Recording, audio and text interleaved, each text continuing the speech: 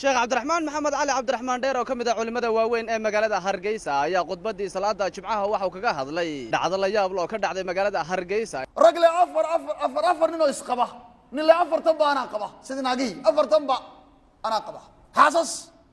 qoomuluud ah. sheekh hadalkiisa si wata waxa uu sheegay inay ka dhacday magaalada Hargeysa qiso aan hore looga arag oo ah qisadii lagu halaagay qoomkii Nabi Luud. ficilkii qoomuluud ayaa Hargeysa ka jira وينجي مقلني محكمة قاردين حكومين قاركود وطمنا صنايك حكومين سيدا درادد ومعصية يحمان إنه عصب أمام أين الله يابدون وقت يظهر لكن وحي من دونتا هدان لغا هورتجين أو أن ليس قدجين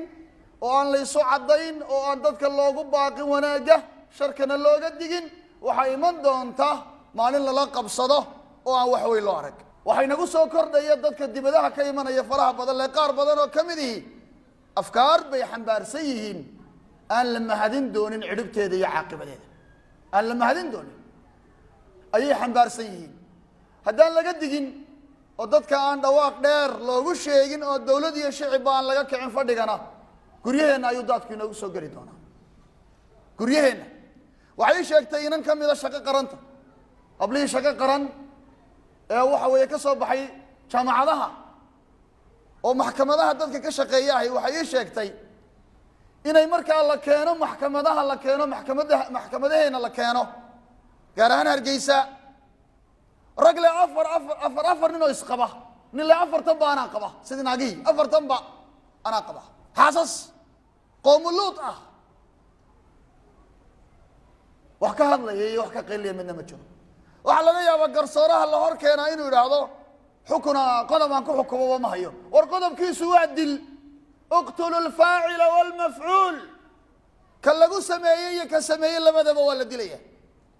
culimada islaamku waxay dhahaan waliba dilka ugu fool xun dil ayaa la dilaya fuqahada qaar waxay fatwoodaan culimada qaar kood fuqahadu buurta buur ugu dheer inta la saaro in laga soo tuurayo sida tiyubka si ay hawada ugu soo qarxaan